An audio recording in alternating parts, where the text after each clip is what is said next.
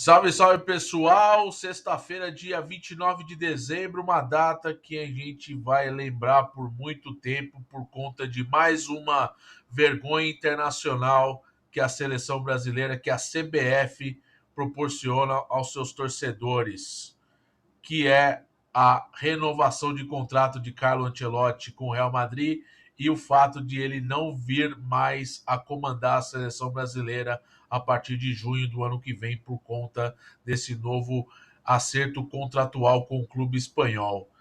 Foi feito por um presidente que nem está mais lá, que é o Edinaldo Rodrigues. A CBF está sem rumo.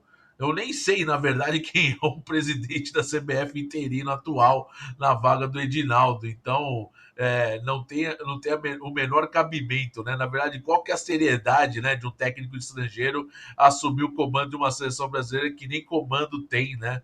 Que nem a Federação de Futebol do seu país tem um comandante ali para organizar as coisas, de fazer com que o futebol brasileiro caminhe para o lugar certo, né? Caminhe para a direção certa. E isso é um tapa na cara para a gente, cara. É um novo 7-1, é uma nova vergonha.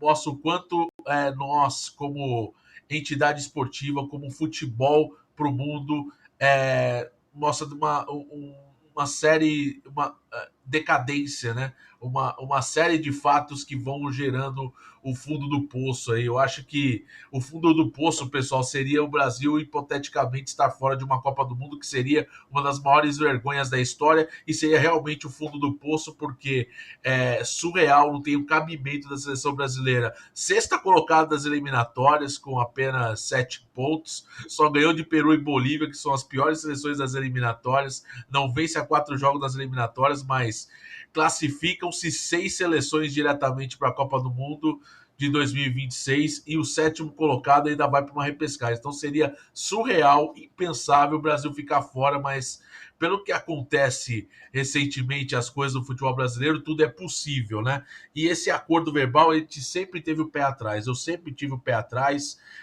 Fazer um acordo verbal para assumir a seleção depois de um tempo, esperar o contrato do Real Madrid acabar.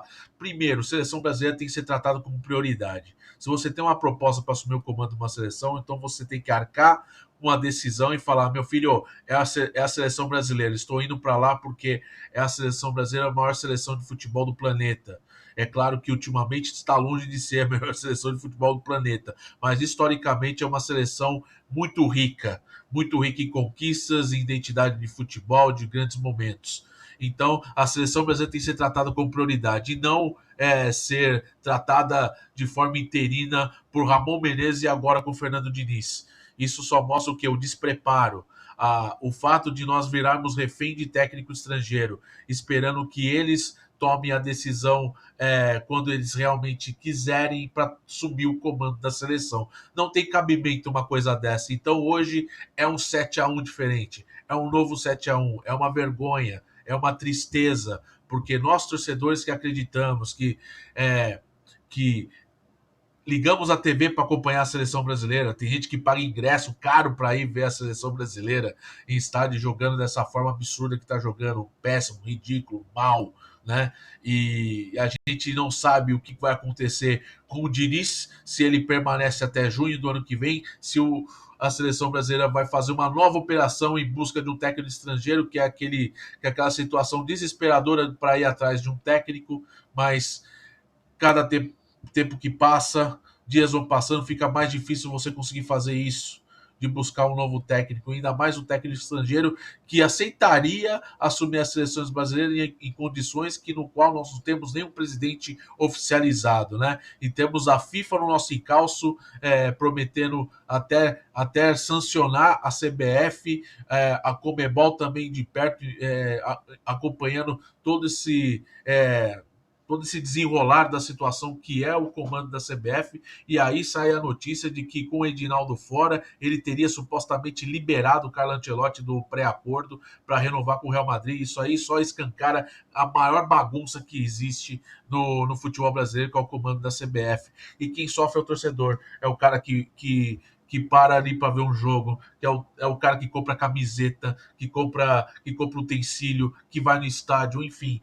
Cara, inacreditável, no dia 29 de dezembro, um ano após a morte do Rei Pelé, uma das maiores dores que o futebol brasileiro sofreu com a partida do nosso querido Rei Pelé, acontece um ano depois da morte do rei do futebol, acontece essa maior vergonha. Eu nunca vi uma coisa dessa, nós sermos reféns e ainda ficarmos à mercê de técnico estrangeiro, esperando eles um momento certo para assumir. Não, cara, a seleção brasileira é hoje, é prioridade. Nunca pode você colocar a seleção brasileira em segundo plano. Quem coloca a seleção brasileira em segundo plano, treinador que for, não merece ser técnico da seleção.